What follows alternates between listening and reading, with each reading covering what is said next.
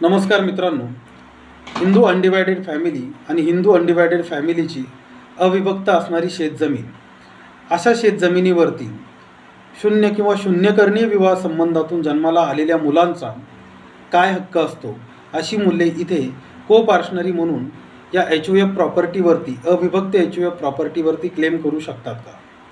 तर मित्रांनो, Hindu marriage ॲक्टच्या section 1 आणि 2 मध्ये शून्य किंवा शून्यकर्णीय विवाह संबंधातून जन्माला आलेल्या मुलांना डीम्ड लेजिटिमेट चिल्ड्रनच मानलं जाईल किंवा त्यांना कायदेशीर संतती म्हणूनच मान्यता देण्यात आलेली जरी असली तरी पण हिंदू मॅरेज ॲक्टच्या सेक्शन 16च्या सबसेक्शन 3 मध्ये अशा प्रकारे डीम लेजिटिमेट मानल्या गेलेल्या मुलांना मात्र को पार्शनरी म्हणून HOF प्रॉपर्टीवरती, HOF अनडिवायडेड शेअर असणाऱ्या प्रॉपर्टीवरती को पार्शनरी म्हणून क्लेम सांगता येत नाही.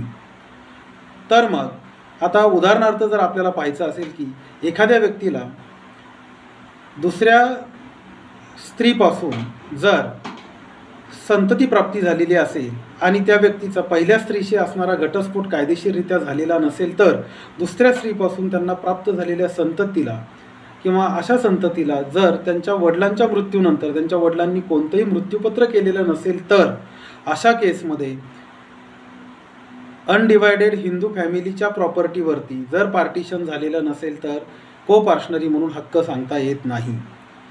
तर मग अशा मुलांचा त्यांच्या पॅरेंट्सच्या प्रॉपर्टीवरती हक्कच नाही आहे का? तर असं नाही आहे.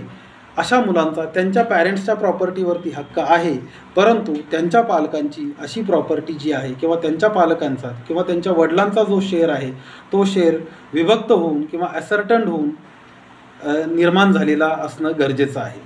म्हणजेच काय, जर अशा परिस्थितीमध्ये इललेजिटिमेट चिल्ड्रन्स जे असतील किंवा अशी जी संतती डीम लेजिटिमेट मानली गेलेली आहे सेक्शन 16(3) प्रमाणे आणि जी कोपार्शनरी म्हणून राईट सांगू शकत नाही आहे, अशा संततीला जर अनडिवायडेड हिंदू फॅमिलीच्या पार्टिशन न झालेल्या शेतजमिनीवरती वडिलांच्या पाठीमागे, मृत वडिलांच्या पाठीमागे नावं लावायची असतील तर डायरेक्ट सातबारा सदरी नावं न लावता यांनी पार्टिशनसाठी सूट दाखल करणं गरजेचं आहे.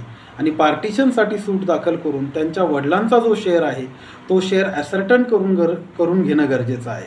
एकदा का त्यांच्या मृत वडिलांचा शेअर ॲसर्टंड झाला, कायदेशीररित्या कोर्टानं तो विभक्त करून दिला की मात्र त्यानंतर मात्र अशा संततीला त्यांच्या वडिलांच्या शेअरवरती स्वतःची नावं लावून घेण्याचा हक्क प्राप्त होतो.